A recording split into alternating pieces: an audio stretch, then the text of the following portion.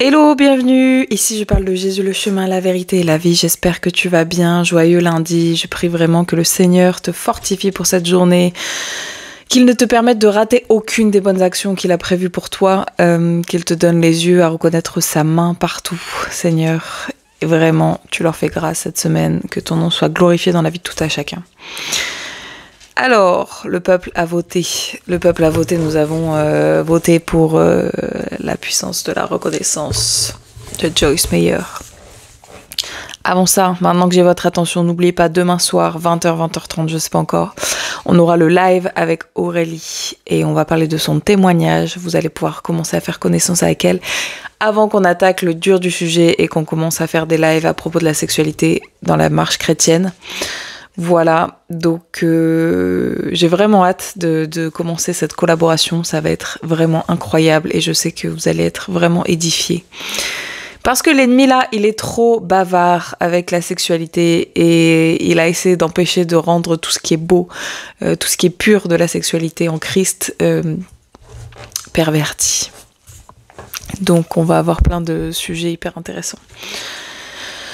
Voilà, donc ça sera sur ma chaîne YouTube s'il s'avère que je poste cette vidéo sur TikTok. Ma chaîne YouTube c'est Bright, BRIGHT.Fantine, Fantine, sur YouTube. Voilà. Du coup, le thème c'est une vie sans culpabilité. Et le verset c'est Romains 8:1.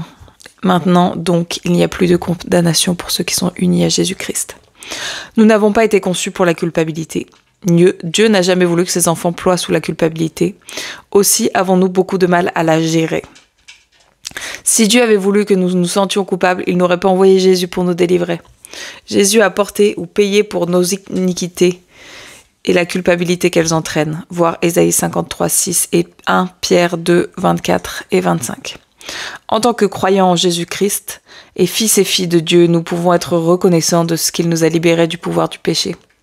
Voir Romains 6, versets 6 à 10.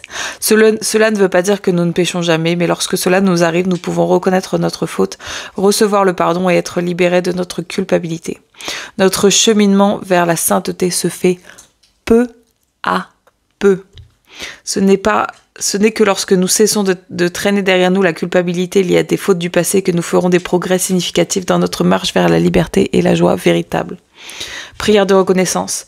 Père, je te remercie parce que je n'ai pas besoin de traîner derrière moi un fardeau de culpabilité et de honte. Aide-moi à lâcher mes erreurs passées et à marcher dans la liberté de ta grâce et de ton pardon. Amen.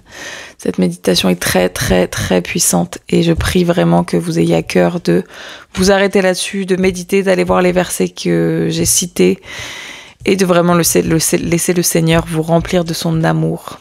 Voilà, parce qu'il y a énormément de gens que je connais ici qui sont encore beaucoup dans la culpabilité. Et moi vraiment, Dieu a fait grâce, c'est une des premières choses desquelles il m'a délivrée parce que dans ma famille, on avait un système de culpabilisation H24. En gros, si tu réponds pas à quelqu'un dans la demi-heure, eh ben, on allait te culpabiliser de « Ouais, qu'est-ce qui se passe? Pourquoi tu me réponds pas? Tu m'ignores. » Bref. Oups, ça a laissé quelques petites rigueurs, on dirait. Soyez bénis.